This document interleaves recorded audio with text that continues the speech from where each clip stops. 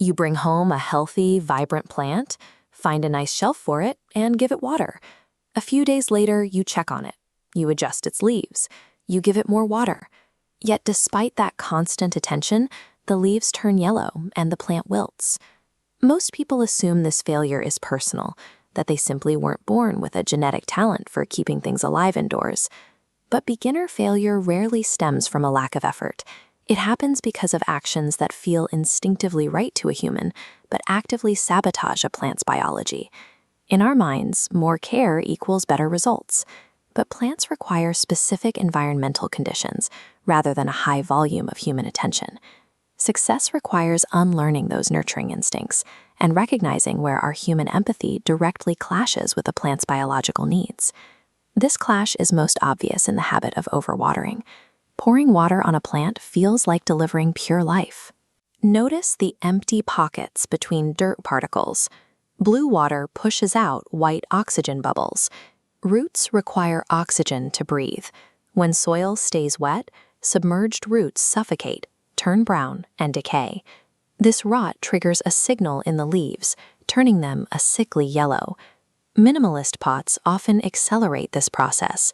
Many trendy designs lack drainage holes, turning the bottom of the pot into a hidden reservoir. The water pools at the base, drowning the plant from the roots up. You can fix this by abandoning rigid watering schedules. Stick your finger an inch deep into the soil.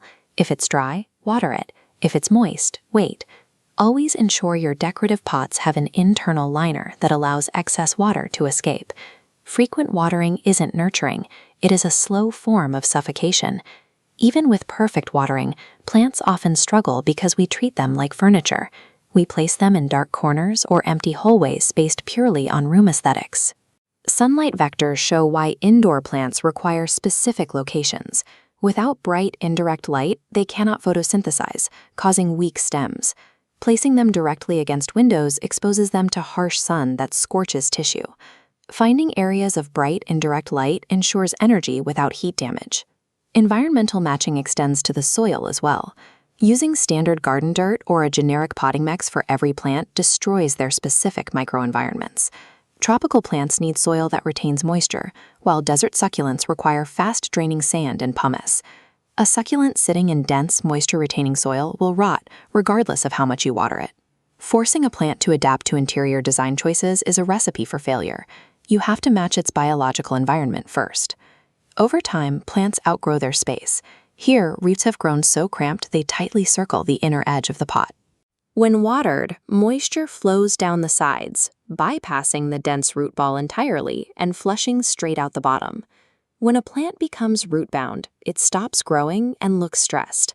Beginners often react by frantically moving the pot, changing watering routines, or adjusting the thermostat to fix the problem. Plants thrive on consistency.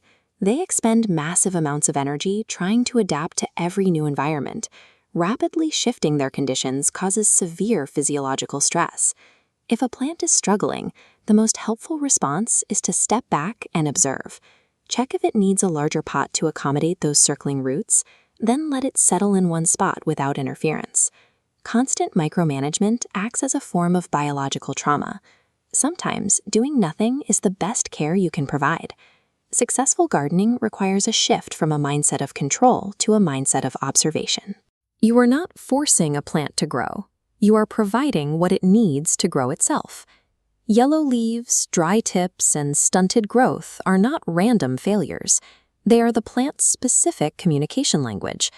When you recognize that yellowing indicates suffocating roots and stretched stems indicate a need for light, the guesswork disappears. This turns the frustration of gardening into a predictable feedback loop. Maintaining a healthy garden depends on your ability to translate these basic biological signals.